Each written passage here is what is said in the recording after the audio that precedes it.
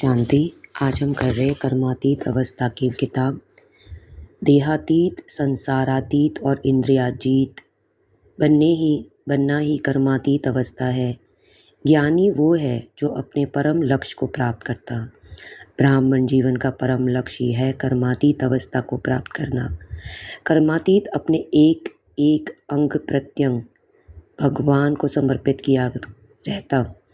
कर्मातीत इंद्रियाजीत और इंद्रियातीत है होता, इसलिए उसको इंद्र भी कहते। इंद्र शब्द की संस्कृत व्याख्या जो इंद्रिय जीत है वह इंद्र है। शास्त्रों में ब्रह्मा जी का एक नाम इंद्र है, क्योंकि ब्रह्मा जी इंद्रिया जीत भी थे और उन्होंने अपनी सर्व इंद्रियों को भगवान को दे दिया। इसलिए कर्मातीत बनने के लिए सबसे पहले अपनी सर्व कर्मेंद्रियों को भगवान को समर्पण करना पड़ेगा। इतना समर्पण कि प्रभु जैसे चाहे वैसे उनको कार्य में लगाएं। अगर आप कर्मातीत बनना चाहते, अपने जीवन का ये लक्ष्य निर्धारित किया है, तो पहले आपको योगी बनना पड़े। चलते फिरते उठते बैठते आप सोचे, मैं आत्मा हूँ, मैं आत्मा हूँ, मैं ज्योति स्वरूप हूँ, मैं लाइट हूँ, मैं माइट हूँ, मैं परमधाम में आया हूँ, मैं अशरीर हूँ, मैं शिव बाबा का बच्चा हूँ। यह संकल्प आप चलाते रहे तब योग लगना संभव है। नहीं तो आप ट्रैफिक कंट्रोल के गीत बजाए रहिए, रेड लाइट करते रहिए, पालती मारते बैठिए, आँख खुली रखिए, बेशक सामने भ्रुकुटी में देखिए या नेत्रों में देखिए, लेकिन यह अनुभूति नहीं हो सकती। लेकिन आपका योग जितना भी लगे, आप लक्ष्य हमेशा ऊंचा रखिए कि मुझे कर्मातीत स्टेज को प्राप्त करना ही है। यह तो जो कर्मातीत स्टेज है उसका अनुभव हमें यहाँ ही करना है, क्योंकि अगर परमधाम चले जाएंगे तो वह अनुभव की बात ही नहीं कि हम देह में होंगे ही नहीं, लेकिन इस शरीर में, इस संसार में रहते हुए हमें वहाँ का अनुभव करना, उस जैसा कोई और अनुभव ही नहीं है, कोई प्राप्ति, कोई उपलब्धि ही नहीं, वह अतुल है। उस तरफ अगर हमारा ध्यान नहीं, हम बाकी सब कामों में पड़े, तो समझना चाहिए कि हम गुमराह हैं। हमें अपने परम लक्ष्य को छोड़ दिया, तो पहले हम उस तेज का अनुभव करने की कोशिश करें और उसका अभ्यास करें। कर्मातीत स्टेज के 3 पहलू हैं, देहातीत, संसारातीत और इंद्रियातीत। पहला है, उसके लिए हमें बिल्कुल ही देहातीत स्टेज में रहे। देह का भान जरा भी ना हो, देह की दुनिया का संकल्प जरा भी ना हो, देह के व्यक्ति और वस्तुएं, प्रकृति के बने हुए जो भी स्थूल पदार्थ या जो देहधारी है, देह के जो संबंधी है, उनके साथ लगन की लागत की बात को छोड़ दीजिए, लेकिन किसी भी देहधारी की स्मृति भी ना जाए। जैसे परम धाम में जब आत्मा होती तो इस प्रकृति की दुनिया से पार, परात पर, परे ते परे, जिससे परे और कुछ नहीं, तो वह जो निराकारी दुनिया, उस गोल्डन रेड लाइट में एक में और एक शिव बाबा, तीसरा कोई नहीं, देहधारी कोई नहीं, देह के प्रकृति के पदार्थ कोई नहीं है। वह जो मेरी स्टेज है, उस स्टेज पर मैं जाऊं और उसका अनुभव करूं। ये है कर्मातीत स्टेज का पहला पहलू। दूसरा कर्मातीत स्टेज का पहला पहलू है कि संसार में जब मैं कर्म करूं, तो कर्म का जो हानि, लाभ, निंदा, स्तुति, मान, अपमान, हर शोक होता, कर्म के स्थान कर्म फल जुड़ जाता, तो उस कर्म फल से भी मैं प्रभावित ना हो जाऊं। संसार में कर्म करते हुए भी कर्मयोगी रहूं, किसी भी बात से प्रभावित ना हो जाऊं, साक्षी दृष्टा होकर, उपरामचित होकर इस संसार से संसारातीत होकर देखता रहूं। उस स्थिति में मान, अपमान आदि का कुछ भी असर ना हो, जिसको हम कहेंगे कर्मातीत स्टेज, यानी कर्म के फल से भी अतीत। तीसरा पहलू, जो कर्म हम करते उसमें यही भान रहे कि शिव बाबा हमसे करा रहे, हमने जो यह शरीर और कर्मेंद्रिया उसको दे दी, अब इस गाड़ी का ड्राइवर, सारथी, चलाने वाला, इसको काम में लगाने वाला वह है, हम तो इंस्ट्रूमेंट हैं, निमित्त मात्र। इससे कार्य कर लेने वाले वह जो जिसके प्रति हमने समर्पित कर दिया। इसमें बहुत मेहनत चाहिए, काफ़ी चिरकालीन अभ्यास चाहिए, तब जाकर यह स्टेज बनती, ऐसे नहीं बनती। यह तीनों अभ्यास जब इकट्ठे चले, तब वह जो निराकारी स्थिति है, बीज रूप स्थिति है, बिंदु रूप स्थिति है अथवा कर्मातीत स्थिति है, उसका अनुभव हो सकेगा।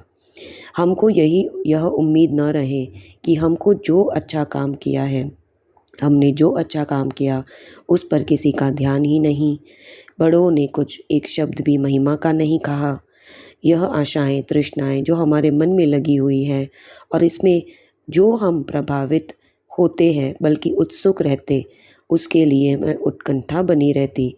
तो जैसे कर्मातीत स्टेज से हम बहुत दूर है, कोसों दूर है, तो हमें ऐसी स्टेज का अभ्यास करना चाहिए कि हम अपनी मस्ती में मस्त रहे।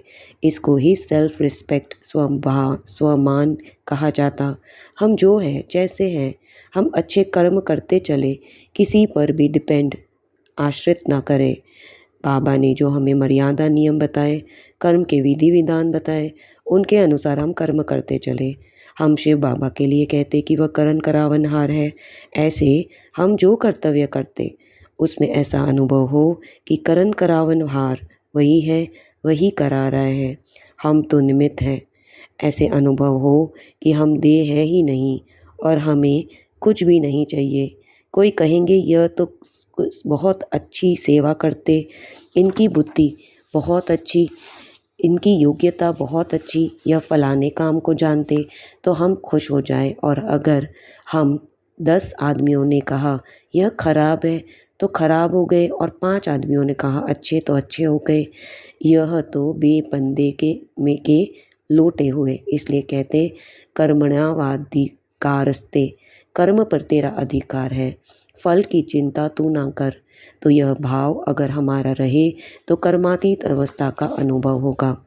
कर्मातीत स्टेज वह भी है जिसमें हम विकर्मों विकारों नेगेटिव थिंकिंग से, शरीर की याद से, देहधारियों की याद से, देह के संकल्प, प्रकृति के पदार्थ के संकल्पों से छूटकर मैं आत्मा हूँ, ज्योति स्वरूप हूँ, उस स्वरूप में टिक जाते।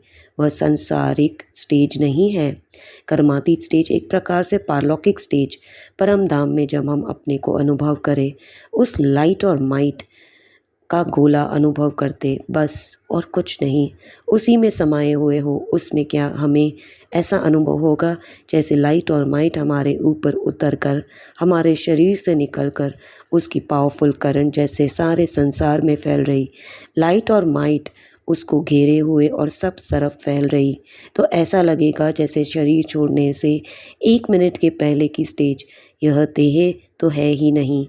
वह भी बाद में आप सोचेंगे जब उस स्टेज के नीचे उतरेंगे और कुछ समय के बाद जब आपका बोलना शुरू होगा या किसी से वर्णन करेंगे तो पहले पहले एकदम डीप साइलेंस, गहरी शांति में होंगे, एकदम बोला भी नहीं जाएगा और एकदम लगेगा कि जीवन है तो यही है, अनुभव है तो यही है।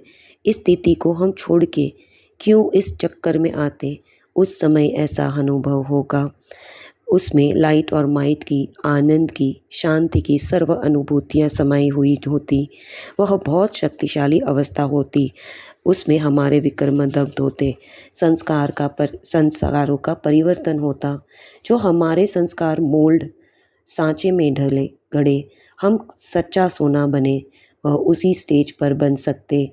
तो यह शक्तिशाली अनुभव हम करें, उसके लिए कर्म करते हुए भी हम उसके प्रभाव में न आए, निंदा स्तुति मान अपमान में न जाएं और इंद्रियों से अतीत हो। जैसे जैसे योग और कर्म योग से कर्मातीत स्टेज का अनुभव करेंगे, वैसे वैसे इंद्रियाजीत और देहातीत होंगे। जैसे जैसे आप देहातीत और इंद्रियातीत होंगे, वैसे ही आप उसकी स्थिति में टिक सकेंगे। ये दोनों अभ्यास में आश्रित है। इसके लिए इसका साथ साथ अभ्यास चलना चाहिए।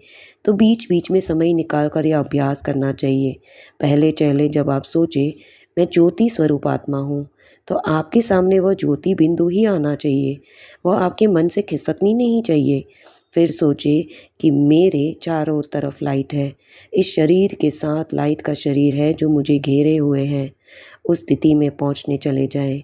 जैसे वर्षा ऋतु में वर्षा होने के बाद जब चांद दिखाई देता तो चांद के आसपास एक गोला और लाइट होती, सूर्य के आसपास एक और गोला लाइट होती जिसके प्रभा मंडल और प्रकाश का मंडल होता। ऐसे ही हमारे भी प्रकाश का मंडल है, प्रकाश का शरीर तो यह अभ्यास आप चलते फिरते उठते बैठते करते रहिए और इस शरीर को भूलिए, मन को परम धाम में ले चलिए, ब्रह्मलोक में पहुंच जाएं, जहां सुनहरा लाल प्रकाश ही प्रकाश, शांति है, पवित्रता है, एकदम गहरी शांति।